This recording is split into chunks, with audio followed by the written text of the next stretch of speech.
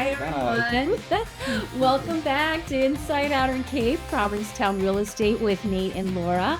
And we're joined by a very special guest today. Tony. This is Tony. I'm Laura. And this is Nate. But it's all about Tony today because he won't stop chewing on our lights. Yeah, it was either in the lap or lose a light. Or lose a light. Yes, so we chose the lap. So today we're going to talk about inspections, but from a seller's perspective. And this is coming with a new twist because Massachusetts has recently updated how inspections work in real estate contracts. Yeah, we'll cover what the inspection contingency actually means and then what rights buyers now have, whether the sellers have to make repairs, and we'll talk about pre-inspection. Yeah. So we're just going to make sure that you know what's required and not really what you think you've heard. So what does the inspection contingency actually mean? Great question. Yes, it means when a buyer includes an inspection contingency in their offer, it means that they want the right to inspect the home before fully committing. And the contract spells out what they can do with that information. Which is really just, in the contract, it's simple. Based on the inspection, you can cancel the contract. That's all it really says. Right. I mean, it does say things like, there is an option. It can either be cut and dry. Based on the inspection, we cancel the contract. Or it could say that the buyer will accept up to a certain dollar amount of repairs before canceling the contract. Right. So those are the two options. Yes. But does canceling a contract mean that the deal is done is the question. Right. And no. No, the answer is no. It's just really about negotiating. Yeah. That's usually what it means. Yeah. So it really means either we negotiate this or we cancel it. And so what it usually means in practice is people end up renegotiating some terms after an inspection that reveals significant or even minor problems. Right. So I guess that the one thing that sellers have to understand is that buyers always have the right to inspect, and they no longer can they waive that right before the contract. That was a big thing, people offering, putting in offers without an inspection contingency to make the offer more attractive to the seller, and that is no longer allowed. No, that was a big thing in COVID. Right. Yeah. Because you had all these multiple offers. Right. And it's like, okay, then here's the money, and I'm not going to inspect the house, which you can't do. And that was keeping, buyers who wanted to have an inspection.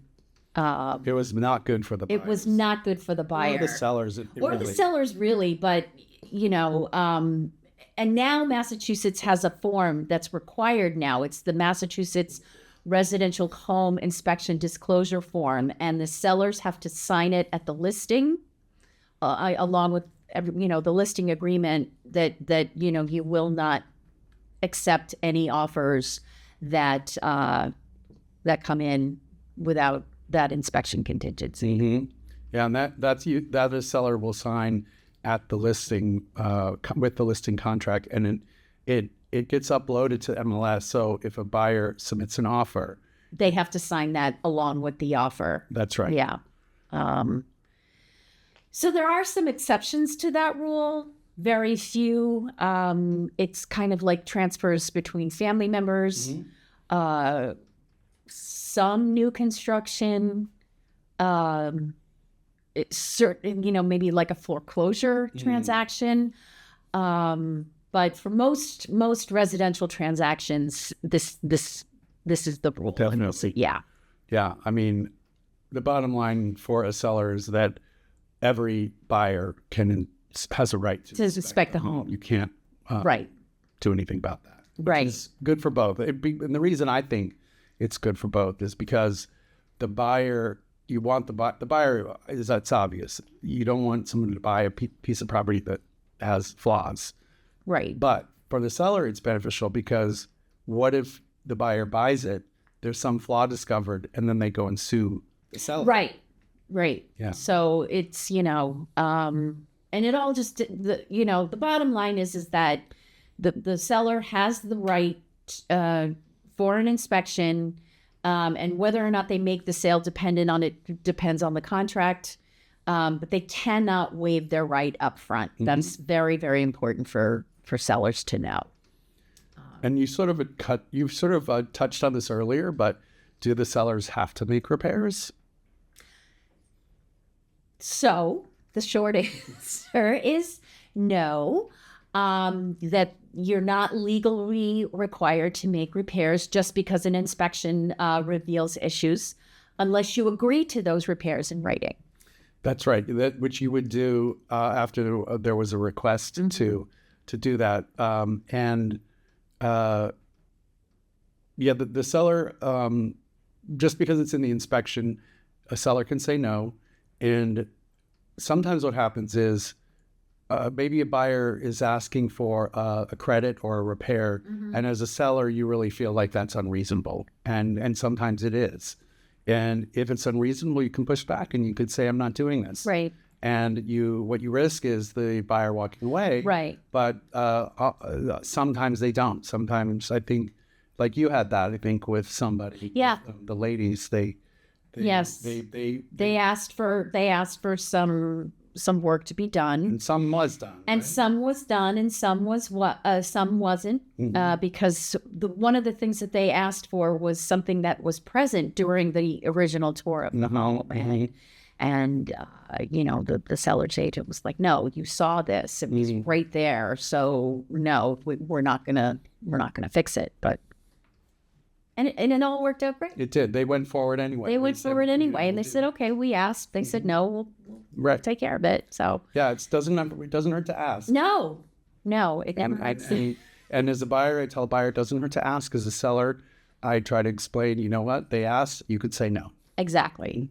So, and it's very common in our market to offer a credit too, because sometimes the timing just doesn't work. Contractors are really busy at certain times of the year. And it's all negotiable. It's all negotiable. So it may be that as a buyer, they want the seller to repair it. Yeah. Not get a credit. Or sometimes they just want a credit. Maybe they just want money. Yeah. So, and really have no intention, of making the repair anytime soon. So it's all... This is the nuance. Second layer of negotiation. It's the price first, then the inspection. Yeah. And it is can be a high stress time. Yes. That very stressful. That's where we're there for you in that time, because we can walk you through all the options as a seller or as a buyer. Yeah. And speaking of that, some sellers do opt to do what we call a pre-inspection. And it's something that they hire an inspector to come in, and they kind of get an idea of what they might be asked to do. So it's not a big shock. Like, oh, I had no idea that. It's not a bad idea. It's not a bad idea, especially with an older home, I think. I mean, we had one like that. We did. The sellers did a pre-inspection. They did a pre-inspection, so they knew. It was helpful. It was very helpful to them. So yeah. Something could come up big in the pre-inspection, and you have choices. You can either fix it yourself. Yep. Or you can talk about the price again. Yep. Or you just can disclose it to the buyer and say, so this is an issue that we're aware of, right? And it kind of protects you against surprises. Yeah, because nobody likes surprises in real estate transaction. New. Yeah. But I think that one of the things that sellers really need to understand is that they're not personal. Yes. It's just part of the buyer's due diligence. Yeah. that they need to do these things. I think that's a good point that you bring up, because it's really hard not to take it personally. Yes, this is your house. This is your home. Yeah. Somebody's telling you something wrong with your home. Yeah. Yeah. Like, who wants to hear that? Yeah. So, again, that's what we're there for. Right. So we, it may or may not be reasonable. We're gonna be the sounding board to let you know what's a reasonable ask, what's not a reasonable ask, and we'll get through it. Yeah. And the things that sellers really need to think about is the preparation, knowing what it is you're selling, understanding their rights, their obligations, and negotiating, not, conditionally, strategically, the whole thing. And we'll have conversations with sellers, before, when we list the property, about anything that they think might come up in an inspection, and talk about how to deal with it. So again, we're not as surprised if something does. Yeah. So that's the inspection from the seller's perspective. And I think we, covered everything. The new inspection, the Massachusetts regulations. That was the big one. That's the big one. If you're thinking about selling in Provincetown or anywhere on the Outer Cape, and want a second look at whether a pre-inspection makes sense for your home, we'd love to walk you through that. Yep.